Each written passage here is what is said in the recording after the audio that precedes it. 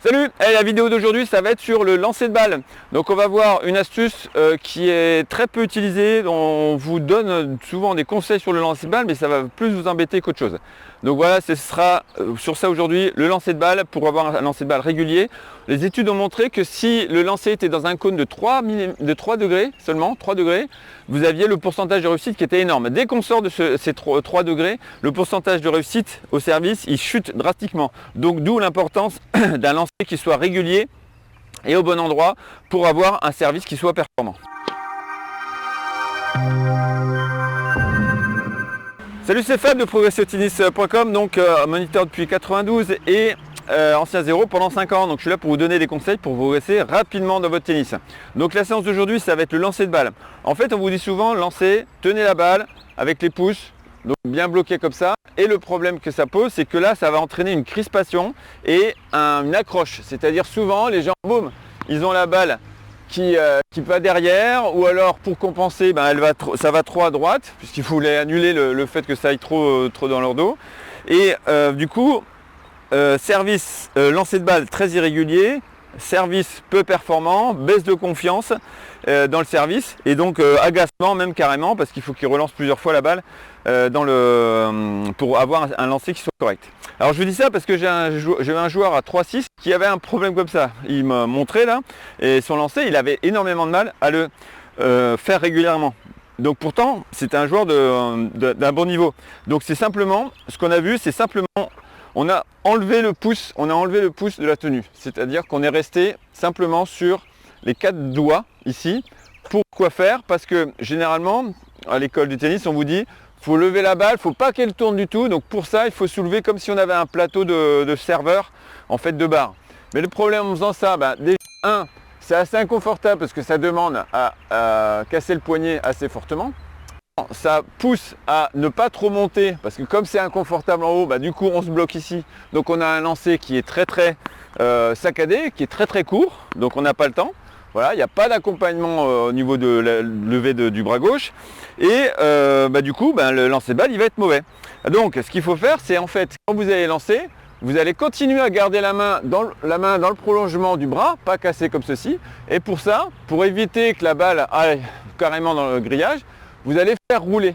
Vous faites rouler la balle, en fait, elle va avoir un effet, en faisant rouler comme ça, vers l'avant, un effet de lift en fait, pas hyper prononcé, mais simplement on voit la balle qui tourne un petit peu, et ce qui fait que votre main, maintenant, elle est libérée, vous n'êtes plus coincé à casser le poignet.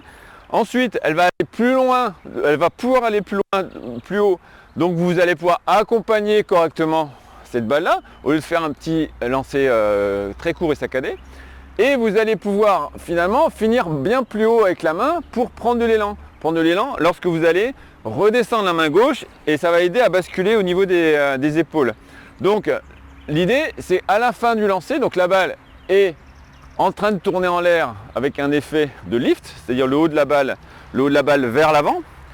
Et dans l'ordre, vous aurez la balle devant, la main au milieu, la raquette derrière. Souvent quand on lance bas, qu'est-ce qu'on a? On a la main devant, la balle au milieu, la raquette derrière. Donc c'est pas dans le bon ordre.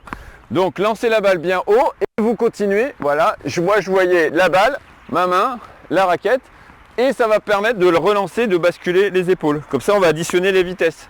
On va avoir l'épaule qui va monter et passer en avant, qui va entraîner le coude, qui va entraîner le poignet. Donc vous avez une addition des vitesses qui se fait, c'est toute la chaîne cinétique dont on parle, qui va être bien plus efficace. Si vous avez le bras qui reste bas, les épaules ne basculent pas et vous n'allez pas vous servir de votre épaule du tout. Donc ce qui serait quand même dommage.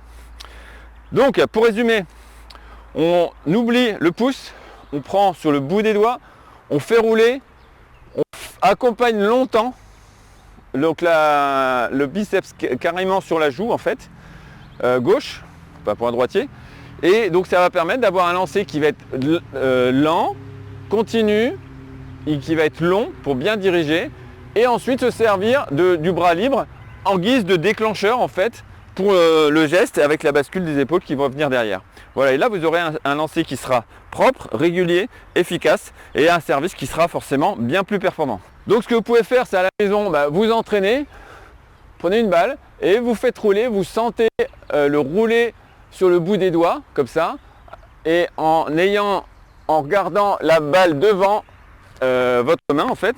Donc vous allez très loin, hop, vous continuez, hop, vous exagérez le prolongement, votre main gauche qui vient vers votre joue, ici, hop, voilà, et vous aurez un service qui sera bien plus régulier grâce au lancer. Bon, bah, n'hésitez pas à me dire en commentaire si vous êtes entraîné, si vous faisiez déjà cette astuce-là, peut-être sans le savoir d'ailleurs. Si ça vous êtes entraîné à la maison, si vous vous êtes entraîné sur le terrain et si ça a apporté un plus pour votre service, ça m'intéresse toujours de lire vos retours. Allez, ciao et vive le tennis! Donc n'hésitez pas aussi à vous abonner à ma newsletter, vous pouvez avoir en cadeau 70 fonds d'écran spécial tennis et plus de 50 fiches pratiques concernant le tennis également. Donc vous avez largement de quoi trouver votre bonheur. Donc je mets le lien juste en dessous dans la description. Si tu veux accélérer ta progression et casser tes limites, n'hésite pas à me contacter. J'ai 40 ans de tennis derrière moi avec environ 1200 matchs joués et une expérience de 25 ans d'enseignement. Donc j'ai tous les outils pour t'aider à devenir un joueur accompli.